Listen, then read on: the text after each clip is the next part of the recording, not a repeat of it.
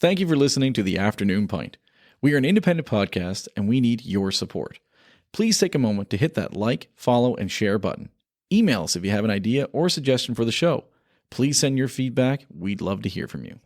Cheers! Cheers! Welcome to The Afternoon Pint. I'm Mike Tobin. I am Matt Conrad. And who's with us today? Mina Mekhail from Fresher Technologies. Fresher Technologies. Entrepreneur of the Year. EY Entrepreneur of the Year, yeah. Yeah, Cool. That's pretty cool. Yeah. So are you in the lettuce industry or what do you keep fresh? You know what? Yeah, I would have been, but I'm in a higher value freshness industry. okay, so I'm in the okay. seafood and fresh proteins. Oh, seafood and fresh proteins. Right on. Yeah. So tell us a little bit more about Fresher. Like, are you guys like a Halifax company? Yeah, we're based in Dartmouth. Okay. We've been in Dartmouth since 2020. Okay. Prior to that, we were in Montreal. So, Oh, wow. Okay. yeah, for a couple of years. Okay. So did COVID move you out east? Is that what happened? You know, it's a funny story. I founded the company in 2018, registered in 2017, but really started working in 2018. And we started the company. We started, I can tell you a bit about the story later, but essentially when COVID hit, I originally was from Halifax, so I immigrated from the Middle East in 2001. So Okay. that ages me a little bit now, but Okay. No, you could have been two. yeah, right, yeah. And I was doing my engineering degree at 2, right? There you go. At Dal. Genius. Yeah. And then, so we started in Halifax. My wife is from Halifax, so we got investment from, Invest Nova Scotia. We had a couple of angels who invested in us as well from the region. So, Oh, no way.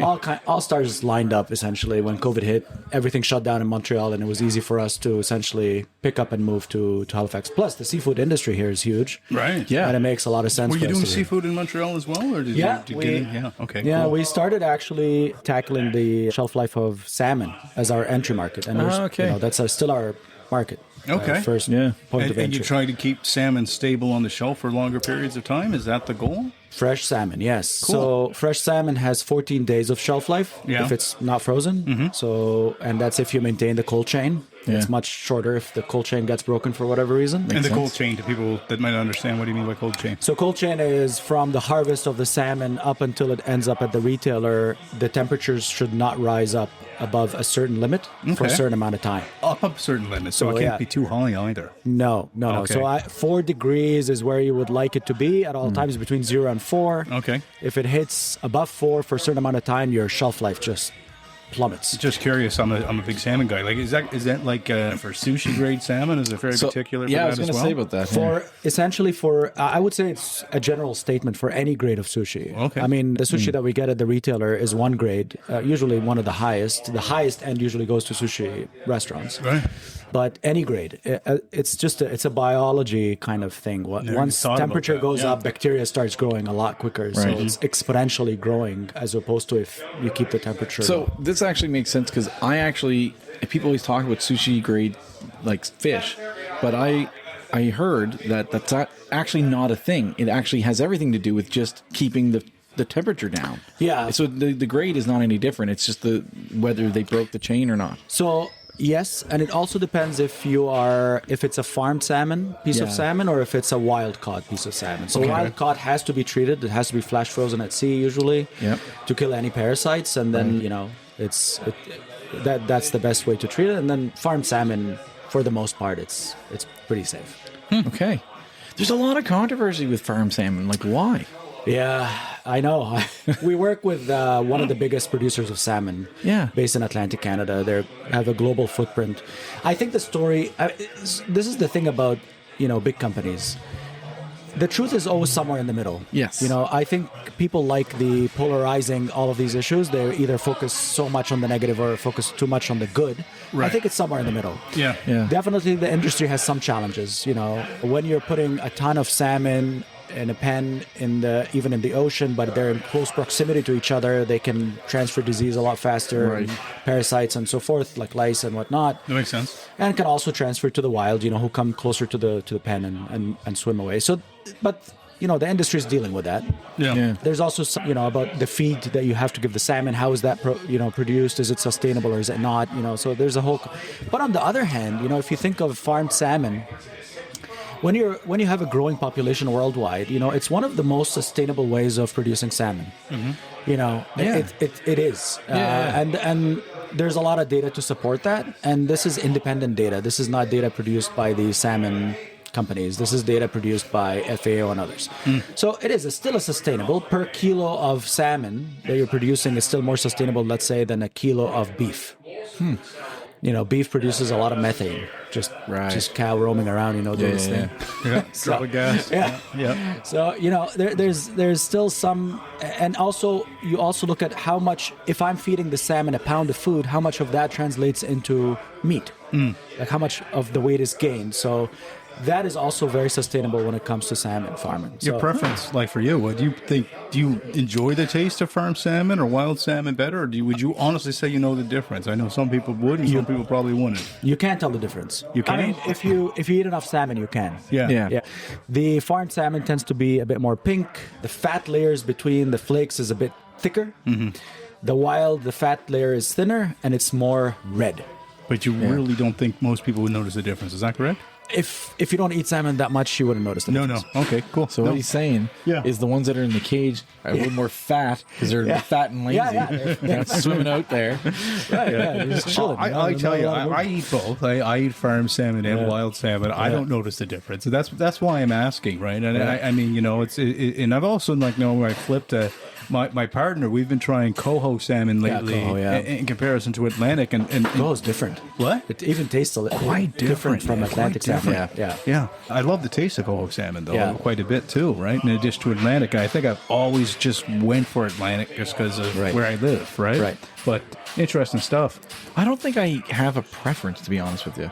No, I don't think I really do either. Yeah. Yeah, like if I'm really thinking about it, it's like, I mean, I like salmon in general, and I generally cook it or whatever. I guess I'd have to sit back because when I cook it at home, you always add like lemon, dill, and whatever, right?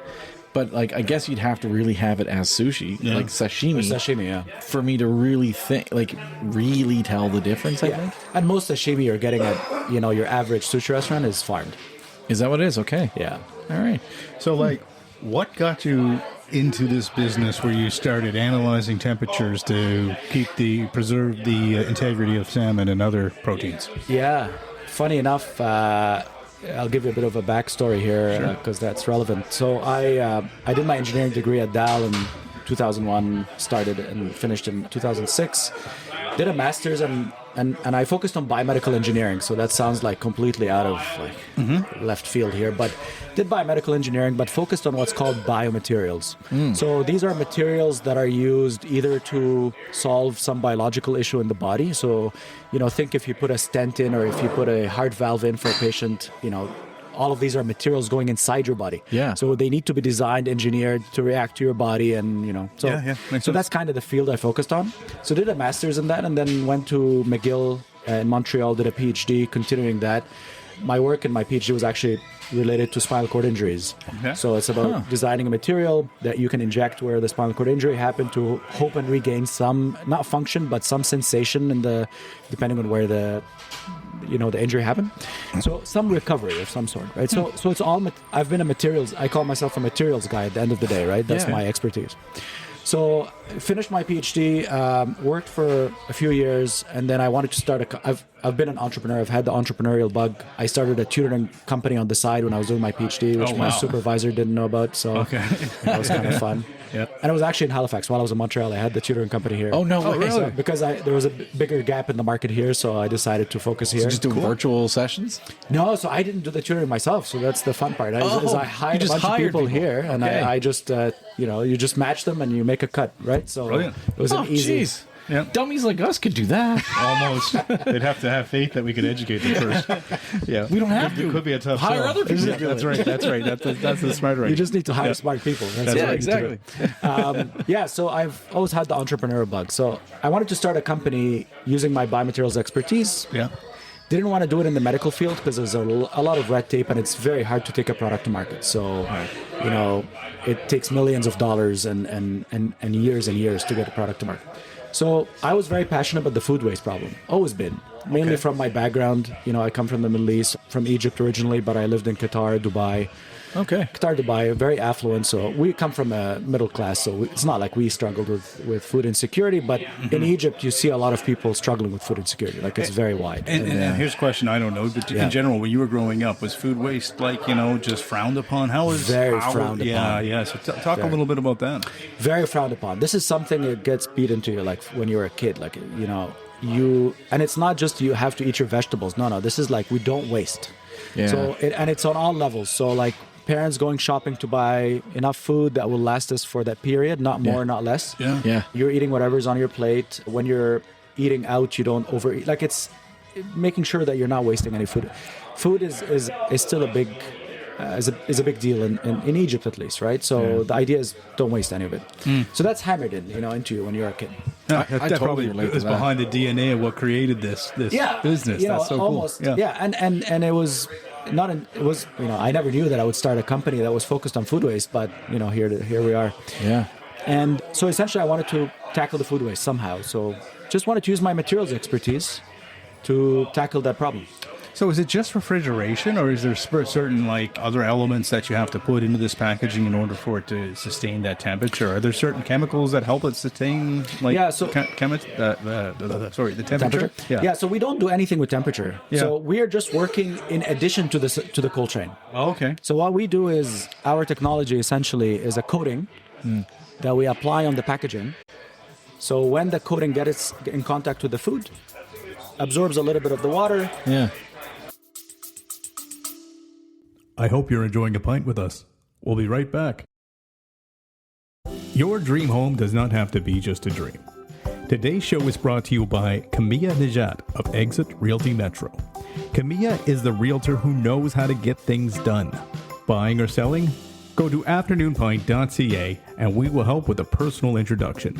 That's afternoonpint.ca/Camilla to make your dreams become a reality.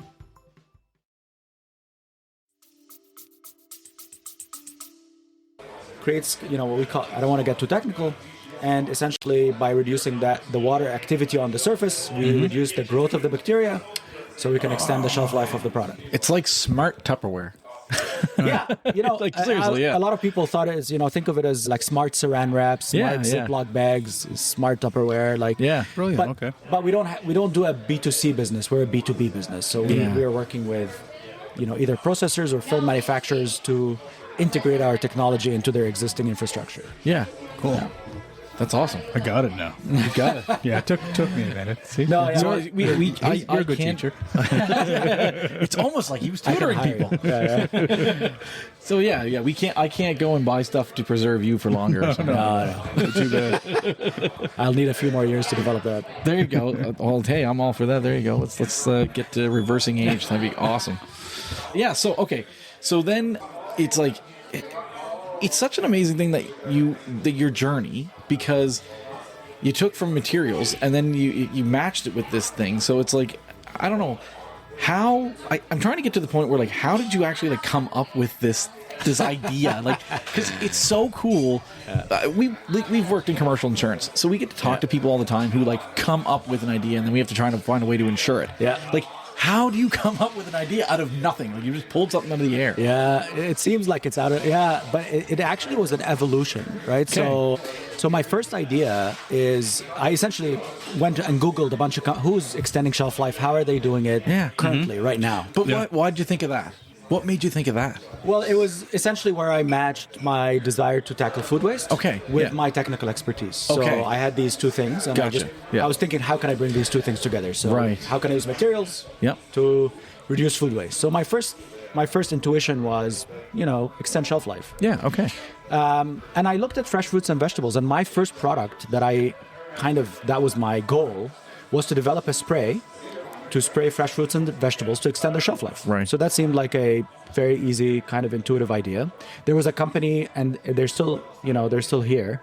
They're called Appeal Sciences out of California. So they're in Silicon Valley. So they are worth $2 billion now. Oh. That's what they do. So they're spraying, and they're not even spraying all produce. They're only spraying lime, avocados, and bananas or something like that. Okay. And extending the shelf life. And they're worth $2 billion. Wow. So how does your product apply?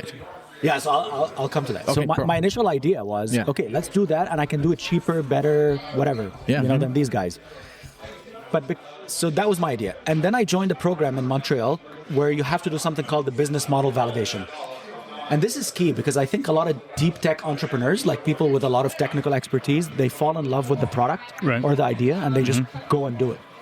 Yeah. So essentially this was the idea that I went in with, and they challenge you. So they say, well, good idea, but now I want you to go through what's called a customer discovery program. Yeah. It's part of the business model validation, where you go to talk to 100 people in the supply chain or in the industry that you want to work in. So I went and talked to produce farmers, wholesalers, and all of everything that I kept hearing over and over is, if this thing it has to be super cheap, like pennies. Right. This is a low value commodity. Yeah. So even if you go avocados, which is considered like on the top, or strawberries or blueberries, which are on the higher end because they spoil quite fast, this thing needs to be like super cheap. And in my head, I was like, if you're a startup developing a new tech, there's no way you're going to make it cheap out of the gate. Yeah. You have to be in an industry where it's able to absorb some of that high cost at the beginning. So I moved away from produce. That was my first pivot, is move away from produce. Yeah. Low value commodity. Yeah. Moved into seafood. I said, okay, from all the foods, what is highest value per pound? And seafood came on the top. On average, seafood is very expensive. Yeah. Looked at what's the highest selling by volume, and it's salmon. Well, perfect. So salmon is the way to go. So my idea pivoted into spray salmon, extended shelf life. Talk to salmon producers, farmers, associations, retailers. I remember like guys from Sobeys, Costco, everywhere. It changes consumer habits, right? Because, a family like us, we get groceries on Sunday, right? And we get our food for a week. Yeah, right. So if that salmon's not going to make it 2 days, and the salmon might not get in the cart that exactly week, right? So you need your salmon, and you need some of your proteins to last 4 or 5 days, right? If you're going on a once a week run, exactly. Yeah. So. And there is a huge need in retail. I'll talk about that later separately. But essentially, when I talked to them, they said, "Yeah, we love the idea of you extending shelf life, but we don't want you to spray it on the fish, because if you spray it on the fish, it goes on the label, on the food label, as an additive." Right. Yeah. So if you're, I was going to talk about that because some people get people get a little bit kind of bugged out about spraying things on their food, whether it's been tested or not. Oh, I get bugged out about that stuff. I don't understand it. I'm not comfortable with it. Right. Yeah. So that's what they said. So that was a red flag for me. Yeah. So I said, okay, we don't want to put anything on the food. So the next pivot, so that's my second pivot, is how can we, instead of spraying it on the food, let's put it on the package and let's chemically bind it to the package so nothing actually goes into the food. Okay. It only extends shelf life when in contact. Once you remove the package, nothing is of that coating is left on the food. It all goes. That seems weird to me because and you'll probably correct me. Yeah. You have a PhD, I do not. No. Go ahead. But like all molecules and stuff, I've always thought they always kind of intertwine to some degree when they touch, even if. So it's almost impossible because once two things make contact, they now become the sum of two things. Like, do they not? It's to some degree. Yes and no. Okay. So when you have two things in contact with each other. In our case, think of it as a very thin layer of a sponge. Okay. I think that's a good way to imagine it. Sure, yeah. Think that you have a very thin layer of sponge on the film that is in contact with your salmon. The sponge is not going to go into the salmon. All it's going to do is suck up a little bit of water from the surface of the salmon, retain it, so the bacteria doesn't have enough water to grow. Okay. And slow it down. Yeah. Cool. So I think that's the easiest way to imagine what the product is. Okay, cool. That's pretty cool. Also, molecules do move in and out of, the probably molecules of me have moved into you at some point, just in this conversation. Sounds so gross. I don't like it when you say that way. I don't want to know about this. Yeah, I know. That sounds like a different show. Yeah. But so you're spraying on the packages, so then you don't have to include it on the food, which is, I think people obviously that puts their mind at ease, right? Because anytime everyone on the internet today is saying if you can't save certain ingredients, don't buy it. That being said, there's lots of ingredients that are completely natural, normal that we don't know how to say them. But still, I think it was the wise choice for your company just to kind of go in that direction. Yeah. So we did two things. We decided that we're gonna. So I had not designed any product yet. I had zero product. This was just me trying to validate what I call the product market fit. Because the last thing you want to do spend a lot of time and effort developing something that you think is a great idea. And you're like all in on salmon. That's cool. Yeah. Okay. Yeah, and like if I had gone with spray it on salmon, that's what I think is a great idea. It's brilliant. Might not And work. from a technical perspective, it's good, it's easy, I can implement. But when you look at the market doesn't want that, right? Yeah. So you need to find that product market fit. You need to see what the market needs. So whatever you're developing fits the needs, right? It's very simple. It's funny because it's a very simple concept, but you would be surprised at the number of deep tech companies that don't have a good product market fit. Huh. That will go to market with a product that the founder fell in love with the product, not the problem. Yeah. Yeah. And they but try it translates to push a public need, right? And it has to do that, and it has to manage all of their insecurities. You have to understand how Mike or Matt thinks. Yeah. Exactly. Yeah. So is there, like, when you go and you take your idea to 100 people and talk about it, like, is there any type of fear that you're like, ugh, am I giving away too much that someone else might jump in and take this thing? So you don't actually tell them your idea. There's an art to how you do customer discovery. Yeah, okay. So because if I tell you the idea, you're going to be nice to me and tell me like a bunch of, oh, this is that must be a fear. Yeah, a great solution. So you don't want to bias. So there's an art to it. So we had to learn that. So the way you do it is you don't even say that I'm not developing anything. I'm just coming to you because I'm doing research on the fresh protein industry. Okay. And I don't mention anything about shelf life or anything. I just say I'm a student. Yeah. I'm doing some research on shelf life. You as an industry player, what are your top 3 problems when it comes to fresh proteins? Huh. I don't mention any. If shelf life is one of the top 3 things that they mention, then I know that there's a need. Okay. But that doesn't mean that I've validated my product yet. I've only validated the need. Yeah, you found the problem. Exactly. You don't have the solution yet. Exactly. Yeah. But then after that, then you ask them, okay, how do you currently tackle your shelf life issues? Then they will list whatever they're doing. Refrigeration. Salt. Yeah, exactly. Smoke it, salt it, do whatever, right? Yeah. And then at the end, all of these are unbiased answers because I have not biased them based on what I'm doing. And then at the end, you propose and say, well, if there was a solution to extend this way, what would you perceive? Like, would that be positive or not? And then they would give you the... I think by then you've already won their trust, and they would be like more honest than if you're just calling someone and they don't know you and they just want to be nice. Hey, yeah, that's a good idea. Kind of like offering them a beer to come on a podcast. Yeah. More or less. That's the only trick we've got. That's great. It works well. Yeah. Okay, so that's interesting because I always thought about that.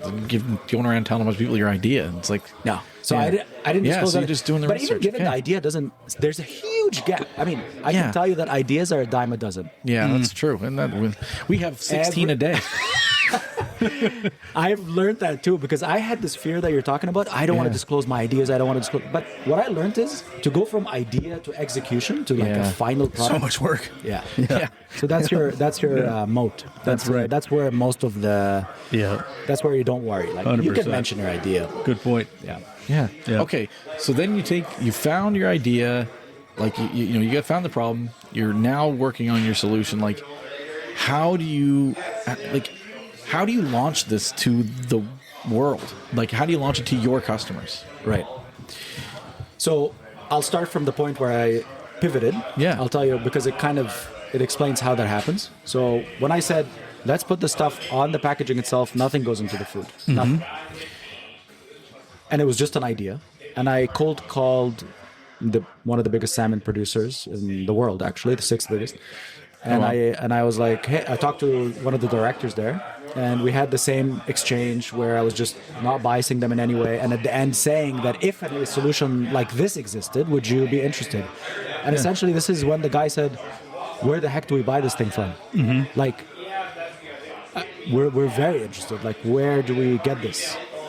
Then I heard this from others, 2 or 3 others. That validated that the solution has legs.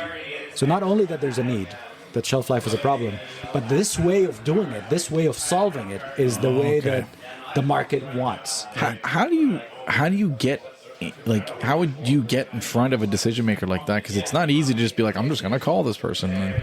There's actually there's an art to approaching them as well. Yeah. So they kind of taught us all of that in the incubator, which I'm very grateful for. Stuff I never learned in a PhD, right? Like,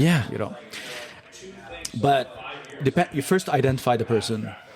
You don't just approach anyone. You don't go to the contact us page. You don't do that. You identify the person. You learn everything you can about the person, including have they given any talks? Or, are they in any press release? What are they responsible? And you just draft the email by first acknowledging, I've heard this thing that you read this. You really you want to grab their attention. I learned that now because I'm on the receiving end of such emails now. Right. So now when people say that's 101, right? I had an email today. I actually just said PS, and I mean, this was something I meant, but I said I love the work that you guys are doing. Yeah, because I do, and I mean, I wouldn't invite you on the show if I didn't, right? But that gets a response too, right? So I'm being genuine in what I say, right? It's a true compliment. Exactly. Yeah, but at the same time, it takes a little bit of extra digging, a little extra research to see the work they've done or the commitment they've made to society. Right. Yeah. And that resonates, right? Yeah, I mean, that's sales. I mean, you guys are both. I mean, I was not a sales guy. I'm a very technical guy. So for me to learn this was. You sound like a sales guy the way you manipulated me on that salmon play, right? The molecule play. You've got it, man. You're a closer. Yeah. I had to learn it on the job, right? So, good job. But yeah, so he's going to start because you have like this healthcare type of innovation background. Yeah. Maybe there's something to be said about spraying people with this thing. keeping them fresh longer. This is like a solution for ER wait times. You spray those guys before they go to the ER so they can last longer. Spray everybody. Since they're going to be there for 6 hours anyways. There you go. Yeah. Oh, you got shot? Get more sick. Yeah. You might be onto something else. There you go. I just disclosed the idea. Yeah, there you go. All right. Well, we thought of it, so we're partners. A lot of work. Give you guys equity. Exactly. So that's how it started. But then once you do that and you get in touch with these people, then you have one company, and then you use that one company to leverage a second. You're like, hey, I'm working with so and so. If it's under NDA, you cannot disclose. If it's not, then you can. But then you use that to leverage and get other connections. So we've and funny enough, again, not to say that in any boasting manner, but we've had a lot of inbound interest. We do little outbound biz dev. Okay, so business is good then.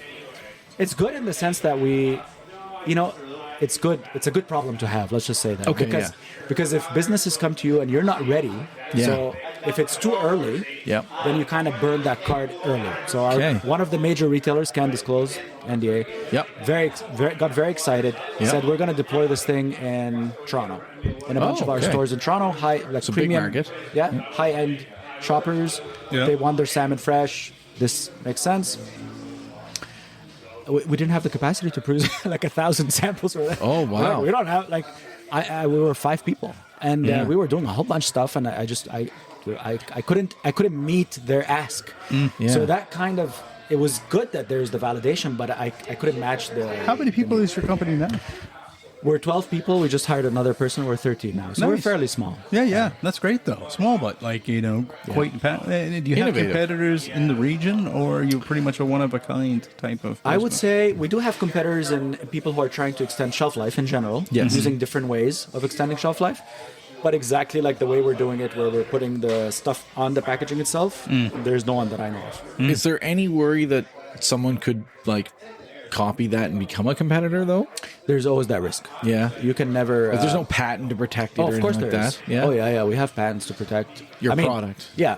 But it's in the sense that would someone else have a workaround or start doing it differently but kind of similar? Yeah, that's always a risk, for sure.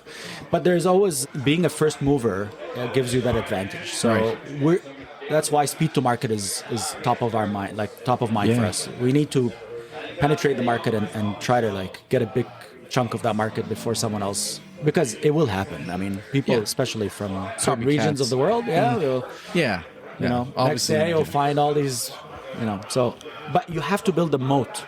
So part of our defensive moat is IP, so having a strong IP strategy, both on a patent and trade secret side. So, because a patent is made public, right? So, you want to patent it to protect it. You want to put that in the outside world, but you want to leave certain elements as trade secrets, so that even if someone reads the patent, it's going to be very hard to duplicate. 100%, unless they're really on the inside. Exactly. Yeah. And then at the same time, you want to build moat by penetrating the market, be a first mover, make sure you are the name, the brand. The brand is a moat. So Fresher becomes the brand that people go to when they think extension of shelf life proteins, right? So that's a moat. So when you're building a company like this, because you're really trying to be a global company, do you find, like, because you came from a big market, obviously you're from, like, you were going to school here in Halifax, but you went to Montreal, that's a big market city. Do you find is it harder to be a global company in a smaller market like Halifax? I would say yes and no. There are some advantages, some disadvantages. So the pros of being here is you can be a big fish in a small pond. Okay, yeah. In a way, you can grow, and you can be a significant player in the region, right? Yeah. Mm-hmm. And we hope to be that one day. We hope to be like a significant part of the Atlantic economy. Yeah. Atlantic Canada economy. So the disadvantages, though, is when you go raise money. So I raised money from investors, right? So yeah, of course. I remember I was raising my previous round, and I would talk to investors from Silicon Valley, and they had no clue where Halifax is on the map, right? Exactly. They're like, hey, where are you from? Canada. Oh, great. Are you Vancouver? No. Toronto? No. Montreal? No. So where are you based? Keep going. Based in Halifax. So and Halifax is, and I would say that's changing slowly. 10 years ago, the startup ecosystem was nowhere close to what it is today. I think today the startup ecosystem is a lot stronger in Halifax, and that's a good thing to hear. It is a good thing. Yeah, and I've heard things that don't actually reflect that. I've heard we need to do a little better here. We're not nearly as focused as we should be with the education systems that we have in place here in Halifax. Like, we have some brilliant minds coming out of Dalhousie University every single day, right? Yeah. And other universities also, yeah. Right. No, I don't think we're there. I just think that if you compare today to 10 years, there's an improvement. Mm-hmm. I think there's still more to be done. Yeah. I mean, if I looked at the Montreal ecosystem, the startup is way stronger. It's just sheer size of Montreal, the fact that a lot of HQs of big companies were in Montreal for a very long time. Yep. I think, anyways, we can talk about that because, why isn't the Atlantic region as strong? You do have some of those unicorns that come, up in Newfoundland here. Yeah. Well, it's a great question, though. Like, why do you think the Atlantic region isn't so strong? I mean, in your opinion, I love just understanding the perspective of someone that's done it. I think it's... I hope you're enjoying a pint with us. We'll be right back. Hey guys, it's Chip here from Don't Overthink It Chip. Big shout out to the Afternoon Pint Media team for managing my content creator career. If your business needs support, big or small, hit up Afternoon Pint and learn more about our reputation for boosting foot traffic with curated storytelling for your business.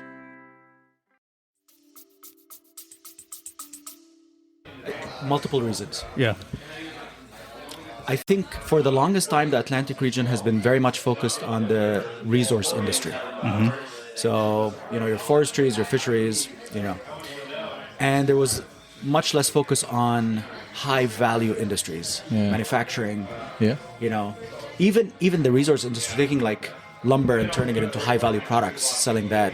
There's not much of that. Like, it's just sell the raw ingredients, right? So there needs to be a shift in mindset from resource focused, which I know the current government is very big on resources. It does. I mean, we know we need it. It's part of the equation for sure. Yeah. But if you look at the U.S., for example, innovation is what drives the U.S. economy. Yeah. Right? If you look at Taiwan, like this tiny, island state. Yeah. But they are the biggest microchip producer. Like, their innovation is really what drives the long-term innovation. You're taking the words right out of my mouth. From about 2 weeks ago, I wrote something on the arts community here in Halifax and its potential to be an export, around the world. And I mean, that sounds like a totally different thing, arts community, but it's the same thing. Right. Like, it's this innovation, right? That we need to trust in ourselves that we can create.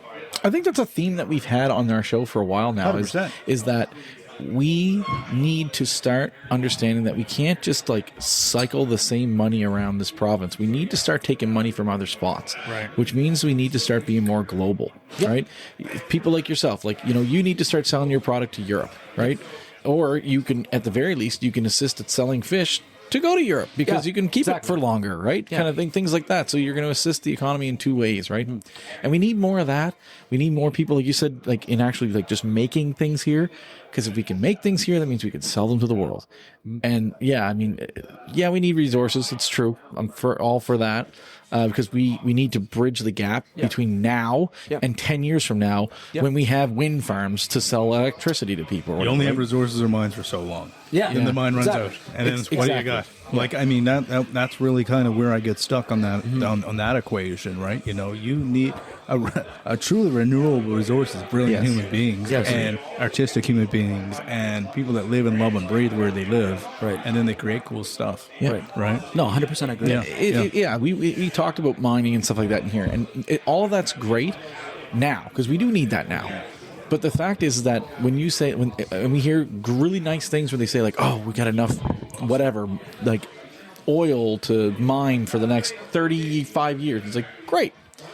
What's going to happen in 35 years though? Yeah. Where's that going to be then when we've used all that up, right?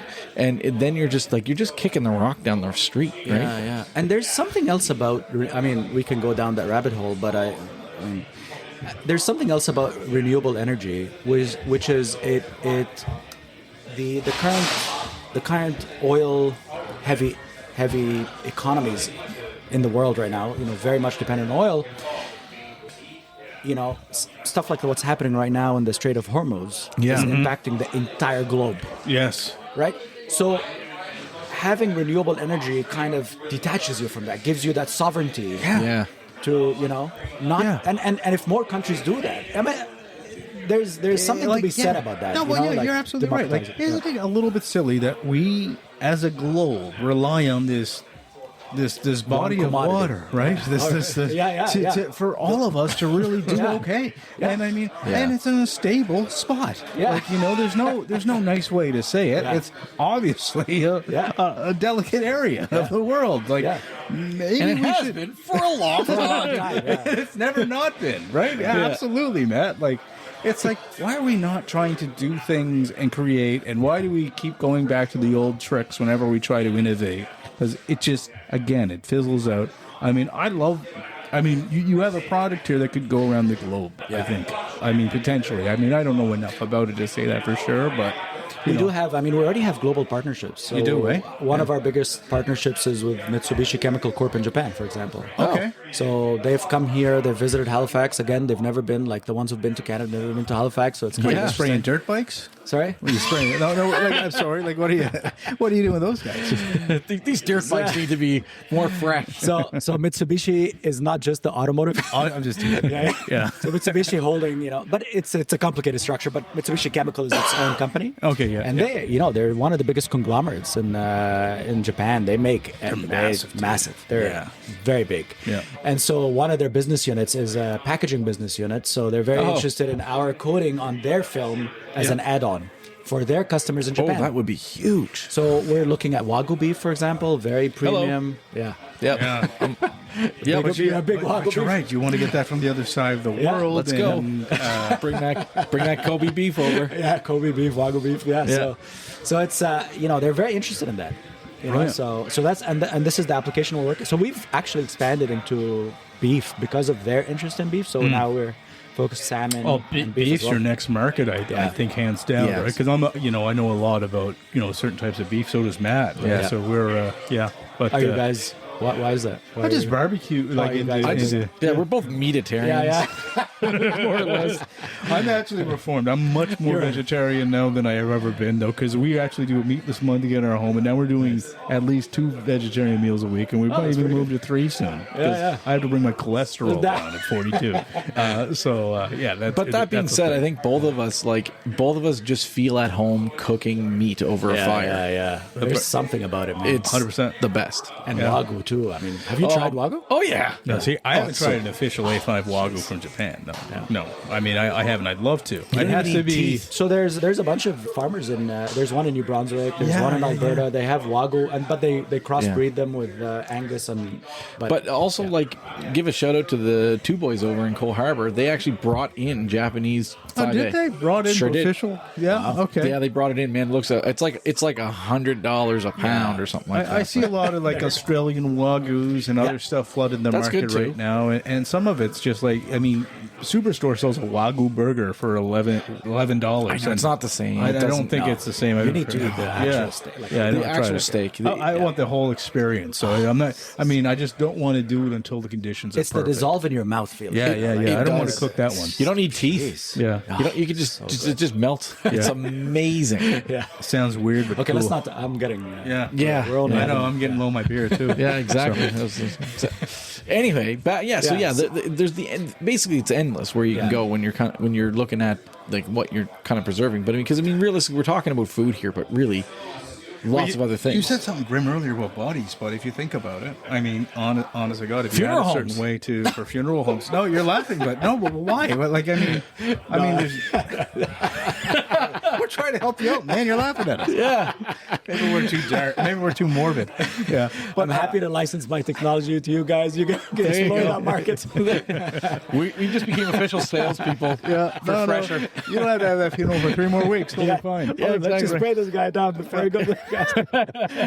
Embalming, that's too intrusive. This is a naturally derived. Exactly. Sorry. Interesting. Yeah, We're going off the rails here. I apologize. See, this is why we have a rough outline. Yeah, it's enough for outline, but you gotta laugh about food preservation. yeah, it's true. I never thought it could be funny, but you guys do. There you go. We try, right? Okay, so I want to like talk a little bit. I wanted your opinion on because it's like awesome, Fresher, great kind of actions that you're going to be doing to bring in the economy for Halifax, help things out in Nova Scotia.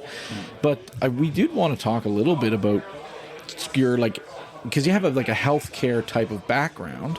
Yeah. We'd love to get your opinions on that because right now your focus your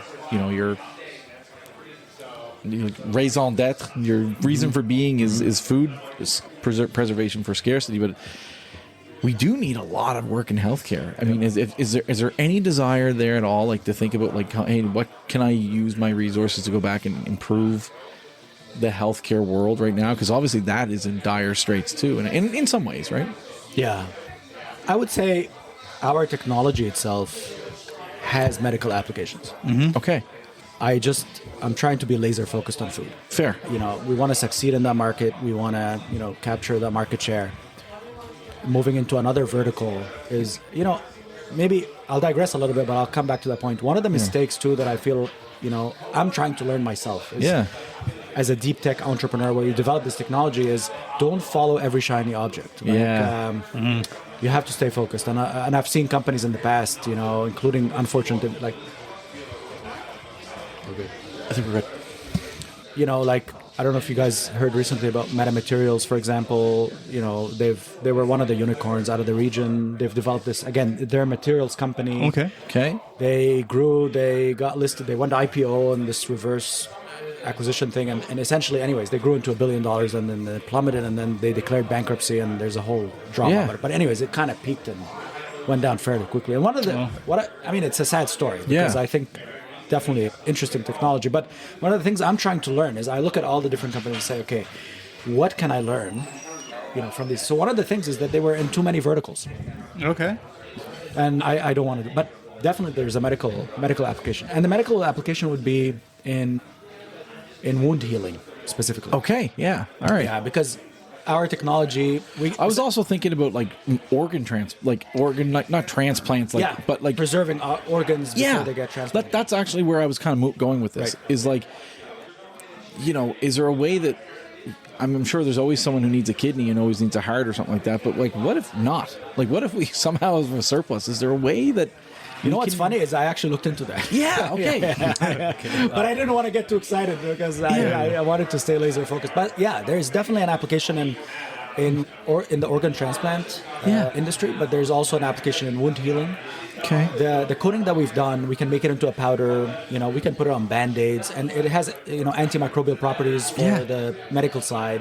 So it has a whole bunch of stuff that we can use it in, and the stuff that we used to make the coating, they're naturally derived ingredients. So we're actually one of the things one of the boundaries, our design boundaries, was to make it as sustainable as possible. So one of the ingredients actually comes from a waste stream Yeah. in the seafood industry, and the other ingredients are naturally derived. So that was actually by design. That's very, very interesting. I don't know. I think. Well, that, yeah. I think. I further mean, I down was the just road- trying to preserve my face, Matt. But you guys are going on a whole nother tangent, right? When I pass, I just wanted to stay looking good. Well, it's just I know that like when it comes to like, there's always like such a rush when it comes to if you have a kidney donor, it's like you need to like come right now and get your kidney. Yes. And I'm just wondering if you're on the brink of like maybe having some technology where it's like no, don't worry about it. We'll schedule in like 2 weeks from now or like. I don't think we can replace what currently is being used, but we can be an add-on that can provide some more time Okay. with the organ. So we got to get into our 10 questions, Yes. respecting your Okay, time. yeah, I know yeah. you have somewhere to be. Yeah. Let me ask you this, though. I mean, do you want to give a shout out to anybody here right now or about anything or to Yeah. check out Fresher? Oh yeah, I can. I mean, first I want to shout out to the Fresher team. Yeah. I think one of the things as well, I'm just the face here, but there's all the people doing the work. We have a growing team here in Halifax. Hired everybody locally, so we're very proud of that. I got a bunch of people. Like I got a buddy of mine from Montreal, convinced him to move here. It's a funny story. Oh, cool. I'll tell you about that later. But yeah, shout out to the Fresher team first and foremost, and then the investors, everyone that invested in us. We have very strong partnerships, like I said, existing, and we have this inbound interest. If you're in Nova Scotia and you are a seafood processor, especially lobster, if you're doing like processed lobster and you want to vacuum pack it, this could be. Could be for you, yeah. Huge collaboration.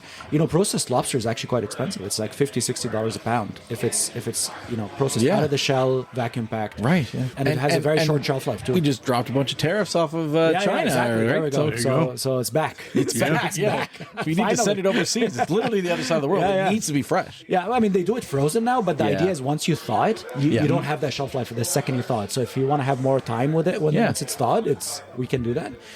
Salmon, there's not a lot of salmon in Nova Scotia, but in New Brunswick and other places in Atlantic, there's a lot of salmon. So again, salmon processor interested in fresh. So any essentially fresh meat processor that is interested in a packaging that can give you an edge by giving you more time. My pitch to a layman, is we give you more time with the protein. Awesome. That's it. That's what we sell. Salmon's my number two protein, man. So I'm sure I've experienced it more than once with your packaging. Haven't even known it yet. So very cool. All right, so let's move on to 10 questions. All right, 10 questions. Let's go. All right, here we go. All right. So these questions are silly by design. Some of them are smart. But Matt, you lead them off, and we'll go from there. All right.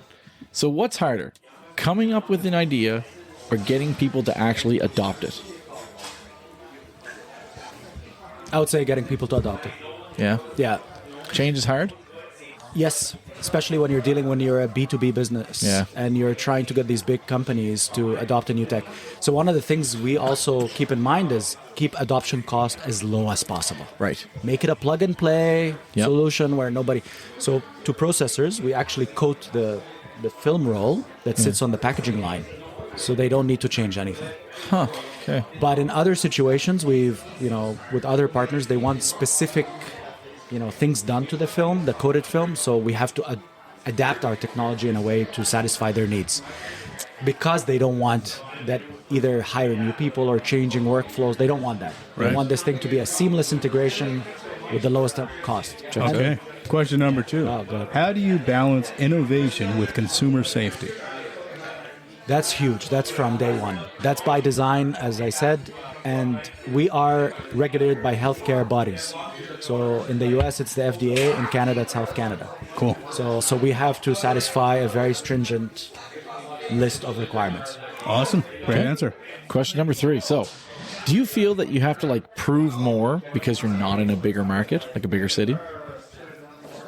I haven't experienced that. To No, be okay. honest. No, it only came from the investment side, where investors were not familiar. But most of the companies that come to us, they don't care where we are really. Like they like the tech. We happen to be in Halifax, so that has not been a barrier. That's awesome. Yeah. AI, brilliant innovation or overhyped? Your take. Yeah. If you would have asked me a year ago, I'd have said overhyped. Yeah. Big time. And I was very reluctant to adopt AI. But the way we're launching AI in our business now. Okay, But the way we're doing it is very systematic. And my messaging to my employees is AI is a tool. Let's not overhype this. Let's not, spend a lot of. It's a tool, and we defined it. It's actually supposed to amplify our employees' capacity. Right. And we defined that even more. We said it either has to cut cost. So, if someone had to use a third party to get something done, but now they can, do it by themselves. So that cuts down on overall cost. Yeah. It either has to cut cost, it either has to accelerate a process, or it has to improve efficiency.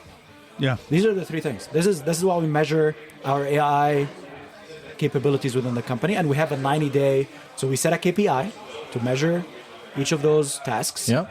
And every 90 days, we go back and look at it, and are we meeting our KPI? Is Simple, smart. That's like brilliant. that. Yeah, that's brilliant. So we're really like, we're not just adopting it in every fashion. And You're taking it, you're measuring it too. But I mean, the only weird challenge with that is AI could change so rapidly that it could be a completely different equation in like 3 months, right? Exactly. But still really cool. And that's why, as a management team, we have to come together every quarter and see what's out there. Is anything new that we should integrate or not? Or I love the way you're doing it, though. That's cool. That's very cool.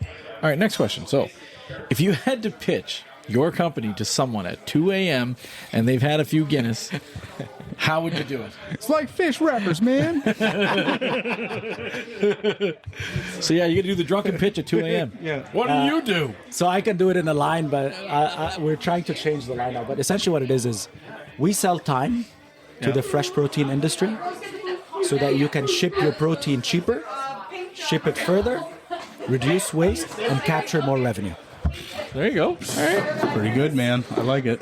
Next one. All right. If you had to swap careers with a totally non-scientific, non-innovative job, I want you to think of like a peaceful life where you just didn't have to think or worry so much. What's a job you'd like to do? You saw a guy doing a job, man, that'd be a nice, cool job to do. Farming. Awesome. Farming. All right. Yeah. Not an easy job, but a enjoy it. So but a I brilliant love, one. yeah. So I do a lot of gardening myself. Okay, cool. So and I'd love to do more gardening on a larger capacity. Yeah. Farming in general. Yeah, would love to do that. All right, next question. What's your plan for when the zombies come?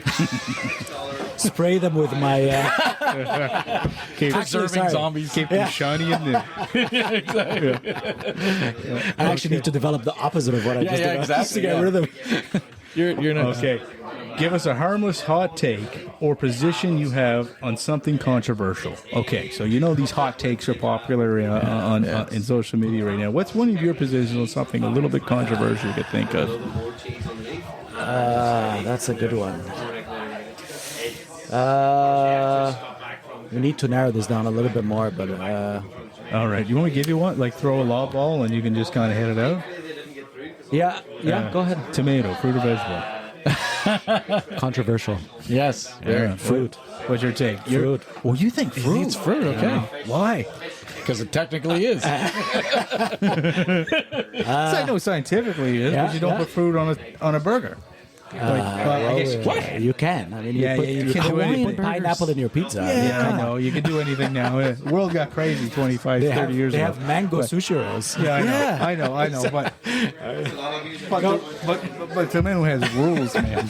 Tomato has rolls. Moving on to the next.